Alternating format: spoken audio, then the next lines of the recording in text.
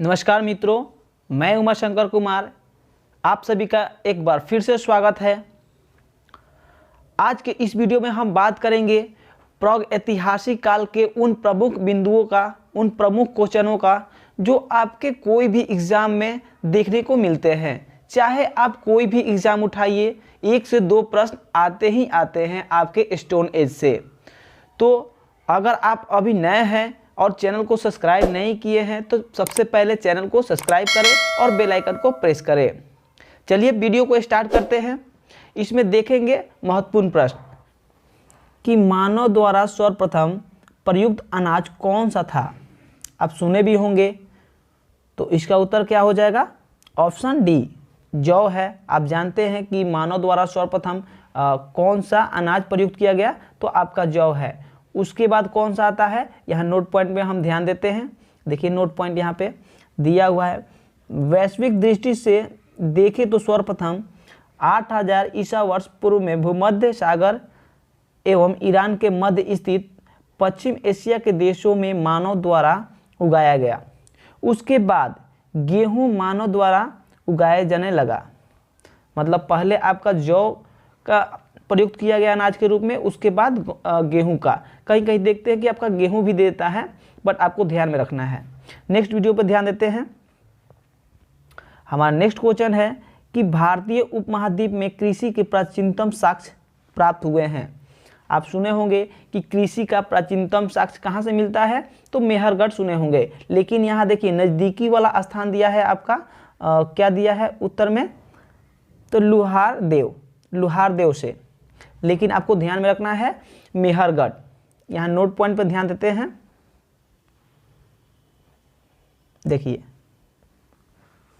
दिया हुआ है नवीनतम खोजों के आधार पर प्राचीनतम कृषि साक्ष्य वाला स्थल उत्तर प्रदेश के संत कबीर नगर जिले में स्थित लुहारदेव है।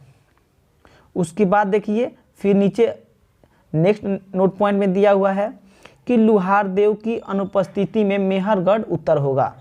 मतलब आपका अधिकांशतः देखने को मिलेंगे मेहरगढ़, तो आपको ध्यान में रखना है मेहरगढ़ ही। फिर अगला प्रश्न पे चलते हैं। हमारा नेक्स्ट प्रश्न है कि भारत में मानव का सर्वप्रथम साक्ष्य कहाँ मिलता है। तो हम वीडियो में बताए हैं कि सर्वप्रथम मानव का साक्ष्य कहाँ से मिलता है, मानव खोपड़ी का। तो आपका एक नर्मदा घाटी जो स्थल है उसी के पास एक हथनौरा स्थान है, यह एमपी का क्षेत्र है। वहीं पे आपका मानव का सर्वप्रथम साक्ष्य मिलता है। तो आप बात ध्यान में रखिए। उसके बाद नेक्स्ट क्वेश्चन देखते हैं।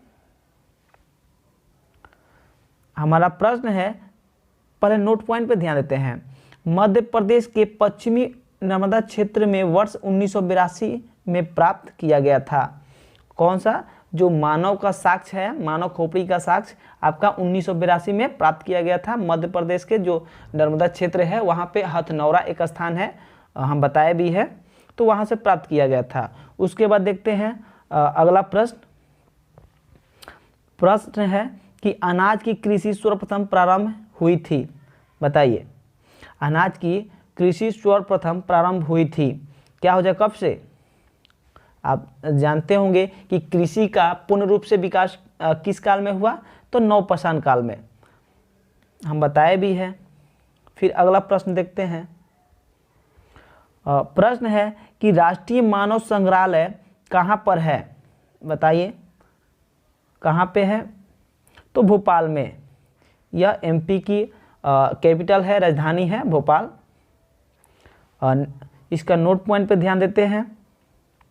देखिए नोट पॉइंट में है कि यह भारत सरकार के संस्कृति विभाग के अंतर्गत स्वायत्ता शासी संगठन है।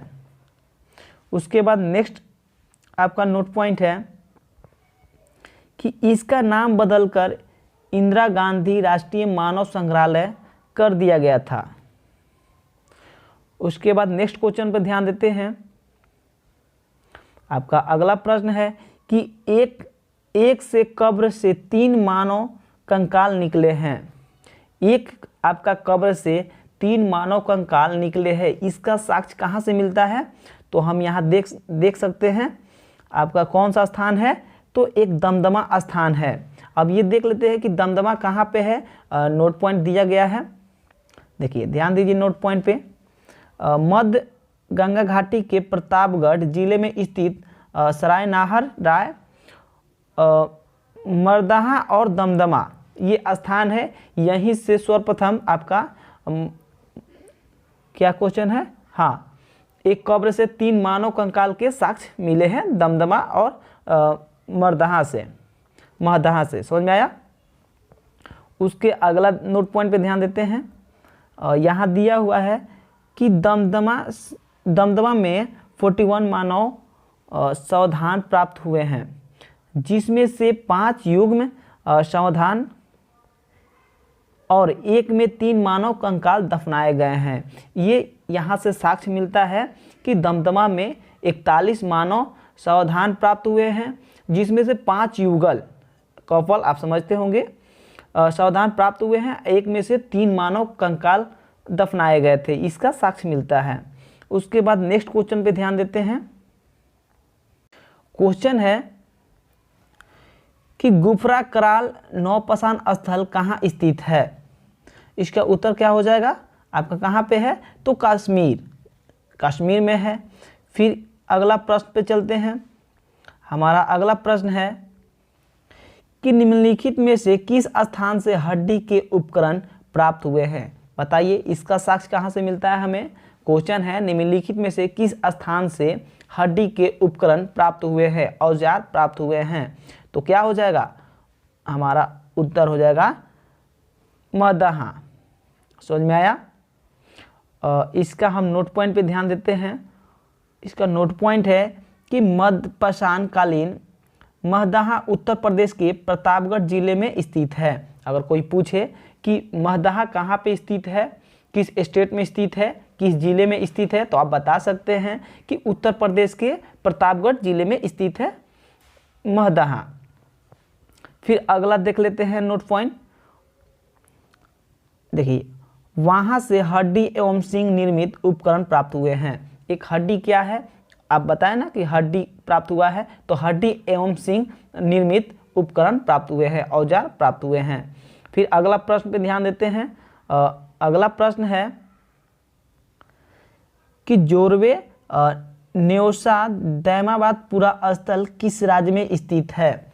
आप जानते हैं ना कि पूरा स्थल किसको कहते हैं। पूरा स्थल जहाँ से हमको अवशेष मिले हैं, कोई भी उस स्थान को हम पूरा स्थल बोलते हैं जहाँ से हमें कुछ ना कुछ वस्तुएं मिले हैं साक्ष्य के रूप में, अवशेष के रूप में। समझ में आया। तो उसको हम पूरा स्थल बोलते हैं। अब ये पूरा स्थल कहाँ पे है, तो आपके महाराष्ट्र में। उत्तर देख सकते हैं कहाँ पे, महाराष्ट्र में। फिर अगला प्रश्न पे ध्यान देते हैं। मेरा नेक्स्ट प्रश्न है जिसका कोई लिखित साक्ष्य नहीं मिलता वह काल क्या कहलाता है। बताइए, हम चिल्ला कर बोले हैं, वीडियो दे चुके हैं कि हम उस कालखंड को क्या कहेंगे जिसका कोई लिखित साक्ष्य नहीं है। हमें इसकी जानकारी के लिए पुरातात्विक स्रोतों पर निर्भर होना पड़ता है। उस काल को क्या कहते हैं, तो देख लीजिए उत्तर यहाँ दिया हुआ है। क्या हो जाएगा, प्राग ऐतिहासिक काल। क्या कहते हैं, प्राग ऐतिहासिक काल। नेक्स्ट क्वेश्चन देखते हैं। प्रश्न है कि दक्षिण भारत में मृतकों को किस दिशा में दफनाया जाता था। बताइए, दक्षिण भारत में, साउथ इंडिया में मृतकों को किस दिशा में दफनाया जाता था। आप जानते हैं कि अभी फिलहाल किस दिशा में दफनाया जाता है, तो पैर दक्षिण में हो जाता है। आप जानते होंगे अगर हिंदू हैं तो देखिए क्या हो जाएगा, पूर्व और पश्चिम। किस दिशा में, पूर्व और पश्चिम दिशा में दफनाया जाता था, लेकिन अभी उत्तर और दक्षिण हिंदू धर्म में दफनाया जाता है। फिर आपका देखते हैं अगला क्वेश्चन। प्रश्न है कि निम्न में से कौन सा पूरा स्थल मध्य प्रदेश में नहीं है। बताइए, अगर पढ़े हैं तो बताइए कि कौन सा स्थल जो है मध्य प्रदेश में नहीं है। मालवा नहीं है, या कायस्था नहीं है, दैमाबाद नहीं है, या एरन नहीं है। आप ऐसे भी ट्रिकली भी जान सकते हैं। अगर चारों में से अगर पता भी ना हो, दैमाबाद पता है कि दैमाबाद कहाँ पे है, तो आपके दक्षिण में महाराष्ट्र में आपका दक्षिण में है दैमाबाद, जो प्रवरा नदी के किनारे बसा हुआ है। और प्रवरा नदी किसका सहायक नदी है? गोदावरी का। समझ सकते हैं। तो सिंपल सी बात है, इसका उत्तर क्या हो जाएगा? दैमाबाद। देखिए नेक्स्ट प्रश्न है कि इनाम गांव से किसकी प्रतिमा मिली है? बताइए, इनाम गांव से किसकी प्रतिमा मिली है? इसका ऑप्शन देख लीजिए, उसके बाद उत्तर क्या हो जाएगा? मातृ देवी की। फिर अगला प्रश्न देखते हैं, उससे पहले हम एक नोट पॉइंट देख लेते हैं। यह ताम्रपाषाण स्थल है। ताम्रपाषाण स्थल जानते हैं ना कि हम कालखंड बताए हैं कि ताम्रपाषाण को क्या कहते हैं, फिर लौह पाषाण काल पढ़े होंगे। तो यह ताम्रपाषाण एक काल है जिसमें धातु का प्रयोग किया जाता था, उस काल को हम ताम्रपाषाण काल कहते हैं। फिर अगला प्रश्न देखते हैं, इसमें से कौन सा मगधा से प्राप्त नहीं हुआ है? बताइए, कौन सा अवशेष है जो मगधा से प्राप्त नहीं हुआ है? ऑप्शन क्या हो जाएगा? ऑप्शन ए राख के टीले। बाकी जो 3 अवशेष मिले हैं हमें मगधा से मिला है। क्या कौन कौन सा है? एक बार नाम ले लेते हैं। बचड़खाना, झील और कब्रिस्तान। हम बताए भी है कि 3 कंकाल जो मिले हैं कब्रिस्तान, वह कहाँ से मिला है? मगधा से मिला है, दमदमा से। समझ में आया? उसके बाद देखिए अगला प्रश्न है कि किस धातु का सबसे पहले प्रयोग हुआ था? ये भी हम बता चुके हैं कि सबसे पहले मानव द्वारा कौन सा धातु का प्रयोग किया गया था। तो आपका उत्तर ऊपर ही है, क्या हो जाएगा? तांबा। सबसे पहले तांबा का प्रयोग किया जाता था। उसके बाद देखिए दिया हुआ है नोट पॉइंट में, तांबे के उपरांत पीतल और उसके पश्चात लोहा का प्रयोग हुआ। बताए भी हैं कि सबसे पहले आपका तांबा आता है, उसके बाद कांसा जो कॉपर और टीन से मिलकर बना होता है, उस धातु का प्रयोग करना शुरू किया गया। उसके बाद जाकर आपका वैदिक काल के अंत में लगभग 1000 के आसपास में लोहा का प्रयोग होना शुरू हो गया। उसके बाद देखते हैं नेक्स्ट प्रश्न। अगला प्रश्न है कि गर्त आवास के साक्ष्य प्राप्त हुए हैं। बताइए, हम चिल्ला कर बोले हैं कि गर्त आवास का साक्ष्य कहाँ से मिलता है? तो एक स्थान है आपका बुर्जहोम। ये बुर्जहोम कहाँ पे है? तो जम्मू कश्मीर में स्थित है बुर्जहोम। वहीं से हमें गर्त आवास के साक्ष्य मिलते हैं। गर्त आवास मतलब आप समझते होंगे किसको बोलते हैं? गर्त मतलब धरती, आवास मतलब घर, मतलब जमीन के नीचे बनाए गए घर के साक्ष्य मिलते हैं आपके बुर्जहोम से। यहीं पे एक और साक्ष्य मिलता है, हम बताते हैं।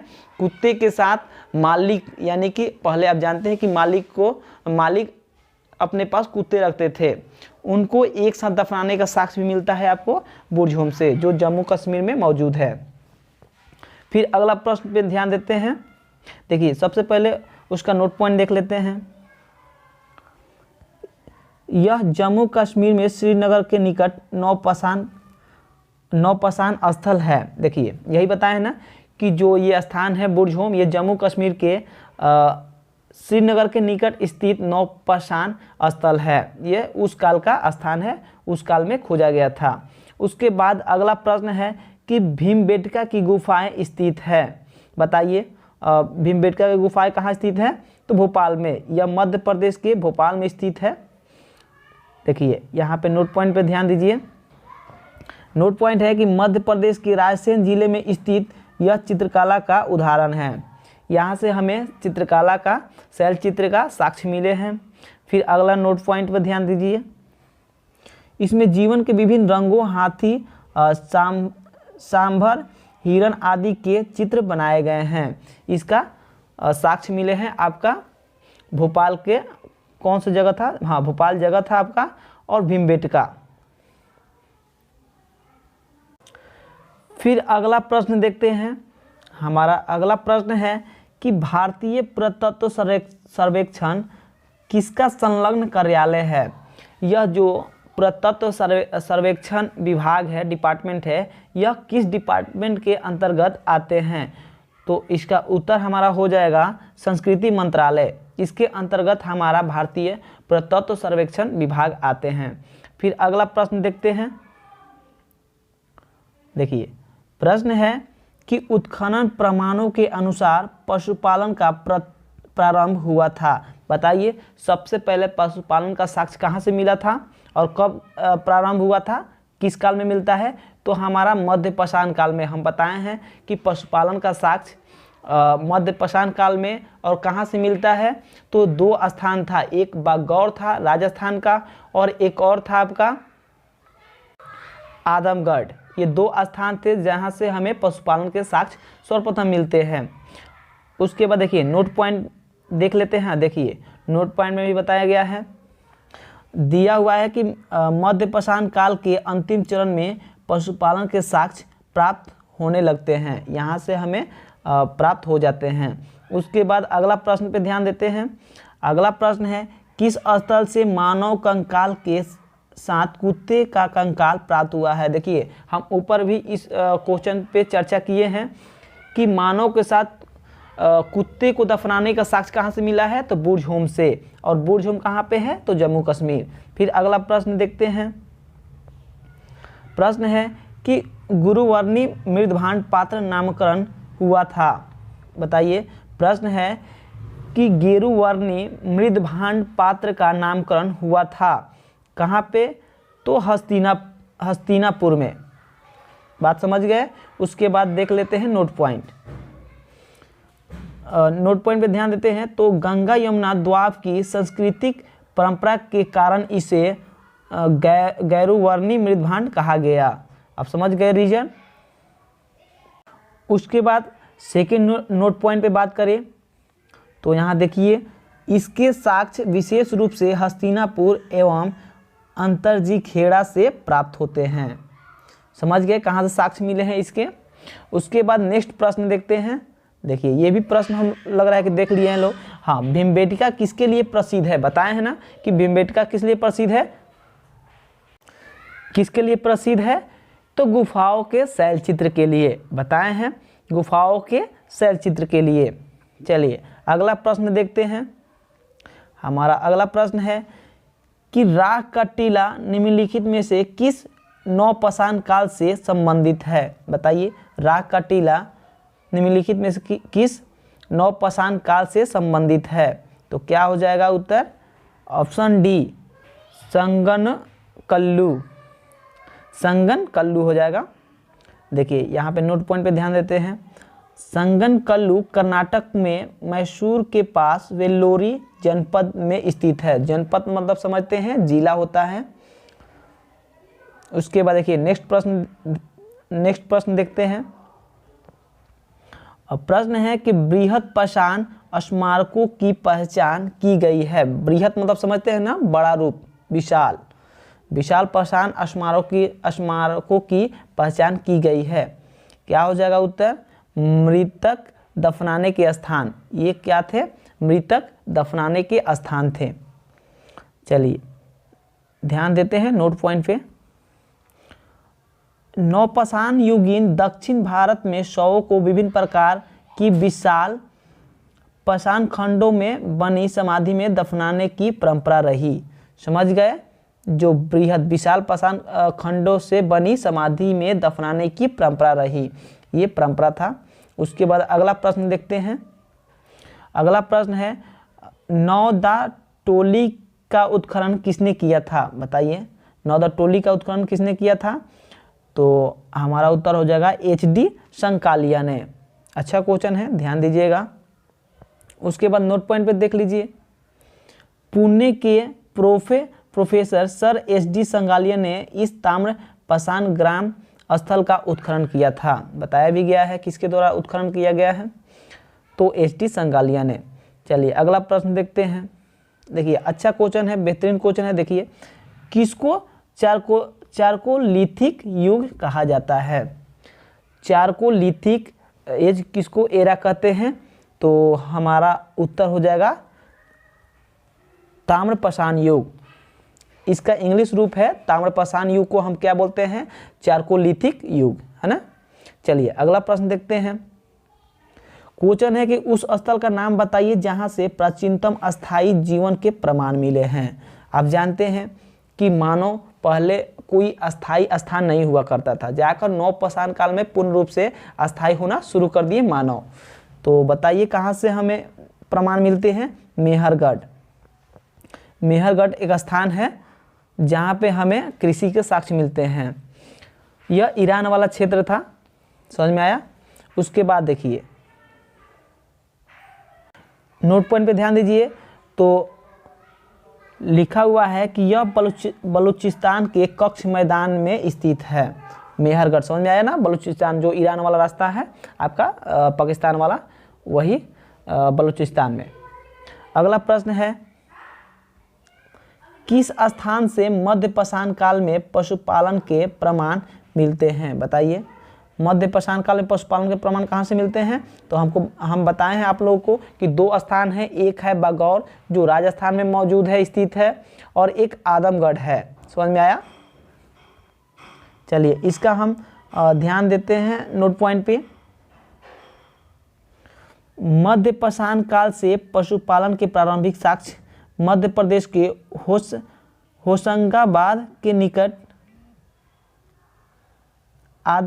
आदमगढ़ और राजस्थान के भीलवाड़ा जिले में स्थित बागौर से मिलते हैं। समझ में आ गया। उसके बाद अगला प्रश्न देखते हैं। अच्छा प्रश्न है, बहुत महत्वपूर्ण प्रश्न है, ध्यान दीजिएगा। क्वेश्चन है कि भारतीय पुरातत्व का जनक किसे कहा जाता है। किसे कहा जाता है भारतीय पुरातत्व का जनक। तो अलेक्जेंडर करिंगम को माना जाता है। चलिए इसका नोट पॉइंट देख लेते हैं, देख लीजिए, पढ़ लीजिए। उसके बाद लास्ट प्रश्न पे आते हैं। लास्ट और अंतिम प्रश्न है। देखिए प्रश्न है कि रॉबर्ट ब्रूस फूट कौन थे। आप अच्छी तरीके से जानते हैं कि रॉबर्ट ब्रूस फूट के द्वारा ही 1863 ईस्वी में सबसे पहला उपकरण साक्ष्य के रूप में खोजा गया। वो था हैंड एक्स, जिसको हम कुल्हाड़ी कहते हैं। और इसमें प्रश्न में क्या कहा गया है कि रॉबर्ट ब्रूस फूट कौन थे। तो ये कौन हो सकते हैं, भूगर्भ वैज्ञानिक, यानी कि खुदाई करने वाले जो होते हैं वो वैज्ञानिक थे। अब इसका नोट पॉइंट देख लेते हैं। देखिए यहाँ दिया हुआ है कि ब्रिटिश भूगर्भ वैज्ञानिक एवं पुरातत्वविद थे। समझ में आ गया, आर्कोलॉजिस्ट थे। देखिए यहाँ भी नोट पॉइंट दिया गया है कि 1863 में भारत में पाषाणकालीन बस्तियों का अन्वेषण की शुरुआत की। इतना बात समझ में आ गया। तो यह रही आपकी महत्वपूर्ण प्रश्न, प्रागैतिहासिक काल से संबंधित, स्टोन एज से संबंधित प्रश्न जो आपके एग्जाम में बराबर पूछते रहते हैं। और आपको बता दें कि BHU सर्किल का जो कैंपस बैच लॉन्च हो चुका है, तो जिनको इनरोल्ड होना है तो वो इनरोल्ड हो सकते हैं। बाकी उन्हीं को PDF ये मिलेगा और सभी चैप्टर वाइज उनको PDF दिया जाएगा। तो जिनको ज्वाइन होना है तो डिस्क्रिप्शन में WhatsApp नंबर दिया गया है, उस पर मैसेज करिए, बाकी सारी जानकारी उस पर दी जाएगी। थैंक यू, जय हिंद।